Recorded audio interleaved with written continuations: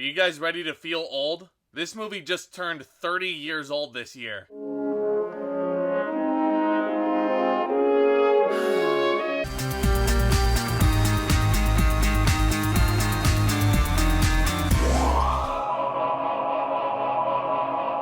Welcome to this year's holiday playlist, guys. And yes, judging from this sweet nutcracker shirt I have on, I had to get in the mood. And watching this film every December certainly gets me in the mood for the holidays. And funny enough, it's the subject of today's video. So here we go. This time around, without any further ado, one of my favorite holiday films, Home Alone. This one was directed by Chris Columbus, written of course by the late great John Hughes, and starring innocent little Macaulay Culkin. That statement certainly does not age well, does it? When a bratty little 8-year-old Kevin McAllister, played by Culkin, acts out the night before a family trip to Paris, his mother, played by Catherine O'Hara before she ever annoyed us as Moira in Schitt's Creek, makes him sleep up in the attic, and after the McAllisters leave for the airport, they realize that Kevin has accidentally been left home alone, and he awakens to an empty house and assumes his wish to have no family has come true. I made my family disappear. But Kevin's excitement sours when he realizes that two criminals, played by Joe Pesci and Daniel Stern, known as the Wet Bandits collectively, plan to rob the McAllister house for Christmas, and Kevin alone must protect the family home and all the valuables inside. So you can already tell I absolutely adore Home Alone. And just in case for some reason you've never seen Home Alone, otherwise,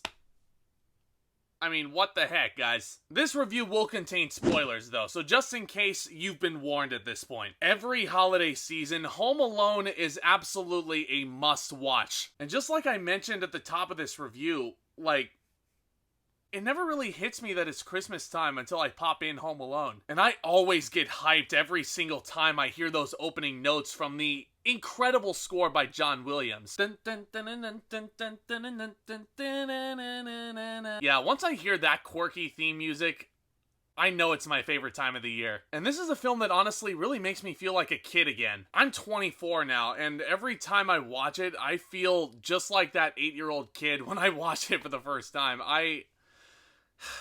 This movie brings back a lot of memories, guys. And ever since that first viewing, every single year I pop in Home Alone without fail. I don't even know how many times I've seen it at this point. I've lost count, but it still retains that fun and that charm. It's also got some personal sentimentality to it. I must have been about 8 years old, I think, the first time I watched this. I do remember specifically, though, I watched it for the first time at my grandparents' house, and my grandma especially was baffled that I'd never seen Home Alone. So in their infinite wisdom, they showed it to me, and man, I'm glad they did. Not only because it's an amazing film, but it also sparked some really interesting conversations with them that I'd never really had before. Specifically about the art medium and about the art of film as a whole. So I guess you could say that Home Alone was one of my biggest influences in getting into the entertainment industry to begin with. And I can't thank my grandparents enough for showing me this film 16 years ago because,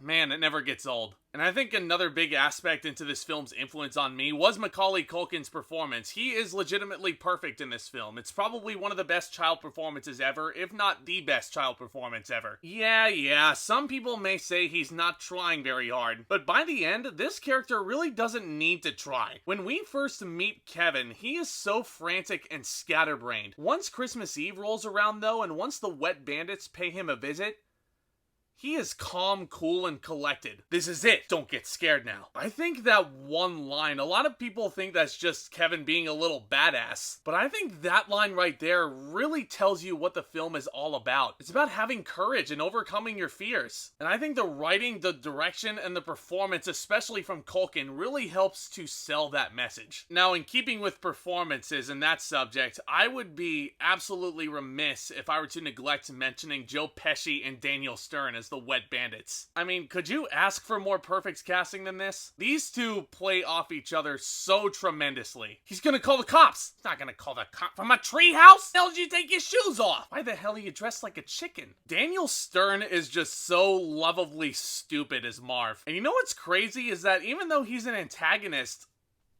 I almost feel bad for the beating that he takes. And I'm of course referring to that booby trap sequence, and I'll certainly dig deeper into that, I promise. Joe Pesci, on the other hand, this character kind of had it coming. Now, I was obviously way too young to watch Goodfellas and Casino back in the day when I first saw Home Alone, but once I became of age to check all those films out, I realized how huge of a departure Home Alone was for Joe Pesci. I'm sure he was really excited to be able to dig his teeth into a family-friendly film. And let me tell you, the way he sells every single booby trap his character comes across, and the way he sells the pain is just... oh, it's just so gut-bustingly funny, guys. I mean, the blowtorch to the head, like the branding iron that's on the doorknob when he touches it, the, like, slipping on the ice even, just... it's the perfect level of agony. And this whole climax with the booby traps, might as well just talk about it. It's not only directed and edited extremely well, but it feels warranted. It feels like a climax that's been so perfectly built up. And that's something I think a lot of people tend to overlook about Home Alone, is this filmmaking, and this narrative structure, rather. It is just excellent. It is just excellent storytelling. Home Alone is so well paced. Immediately, we have a firm understanding of these characters and their super objectives. And that's something that I still really respect about John Hughes, is that he understood that sometimes the key is simplicity. And these characters certainly are very simple, and they have very simple objectives to understand. I mean, think about it. Kevin just wants some damn peace and quiet from his family. Harry just wants all the shiny valuables. And Uncle Frank just wants a fun vacation with free. Not only the characters, but the setting also. Extremely simple setting. Not necessarily the house itself. It is 3 stories after all. But I mean simple in that it's very easy for us as the audience to grasp this setting because of how well Chris Columbus directs this thing. He makes sure from the beginning, in that first act, to block scenes on all 3 levels of the McAllister house. Not only showing us every floor, but showing us every little nook and cranny in the background. So that once that booby trap sequence finally does come around, we as an audience have a better understanding of where each character is and where we are at any given moment. I mean, this is just genius filmmaking, guys. I don't really think this gets enough attention. Now, getting back to one other thing that I'd like to discuss with you guys.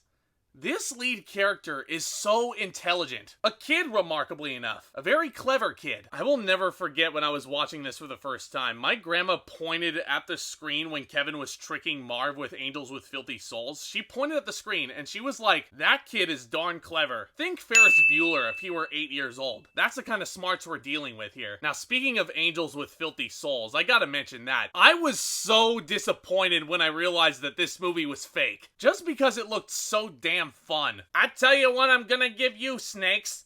I'm gonna give you to the count of 10 to get your ugly, yellow, no good keister off my property before I pump your guts full of lead. 1, 2, 10.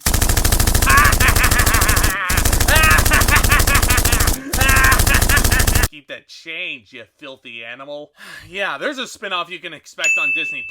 You're welcome. Now, Kevin, of course, watches that scene when he's home alone, of course with a gigantic sundae on his lap. And he's really scarred by that violence at first. But again, this film is all about overcoming your fears, and by the end of it, he is not scarred by that movie anymore. And he's very resourceful. He's using the tape against people that are bothering him. Kind of like the little Nero's pizza delivery boy. That's one of my favorite scenes in the movie. And he uses the tape against Marv later when Marv has clearly seen the movie before. But Stern so geniusly plays Marv so oblivious and just so dumb to the point where he can't remember where the name Snakes came from. Again, just genius filmmaking and character work here. But this movie not only has the comedy, which was given, it's got emotion to it also. Now, a lot of that comes from Catherine O'Hara as the mother, a much more tolerable mother than Schitt's Creek. And of course, we also get a lot of that emotion from the excellent Robert Blossom as Old Man Marley. Again, because it's all about overcoming your fears,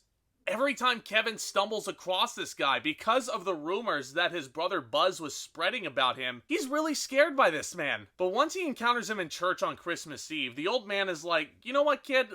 I gotta tell you something. And it's one of my favorite scenes in the movie, that encounter in the church, because, oh God, this is such a tragic backstory, and you actually start to feel sorry for him for believing the horrible rumors you've been told. This is one of my favorite bait and switches in cinema history, and he makes you want him to reunite with his family. And that he does. This payoff, this ending, like, This might have something to do with the score by John Williams, but without fail, every time I see this ending, I cry. This movie's got everything, guys. Home Alone is the gift that keeps on giving. It's certainly one of my favorite holiday or Christmas-themed movies.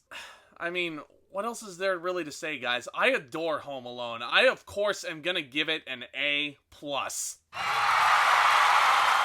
Now, if there's any of my viewers out there that don't have this tradition of watching Home Alone every year, for the love of Pete, I implore you to make this a tradition right now. Because when you show this film to your kids down the line, they're gonna think the same thing I did when I was 8 years old. I mean, you guys have to have seen Home Alone by this point. Do you guys enjoy it? Do you not? I would love to hear all of those thoughts and then some down in the comments section below. If you guys are enjoying my content and if you guys want a place to keep talking about cinema and all things entertainment, right here with me is certainly a place to do it. So please consider hitting that subscribe button down below as hard as you possibly can, because number one, it's free, and number two, if you do subscribe, you will be the first ones to know anytime I upload a new video over here. And if you guys enjoyed this review, please also consider leaving a thumbs up on your way out. I'd really appreciate that. And as always, look out for more exciting content hitting this channel very soon, including the continuation to this very playlist. Coming up next tomorrow is probably the most underrated film on this playlist, I'd say. I'm really excited to talk about it. We're gonna look at The Polar Express. Stay tuned for that and then some.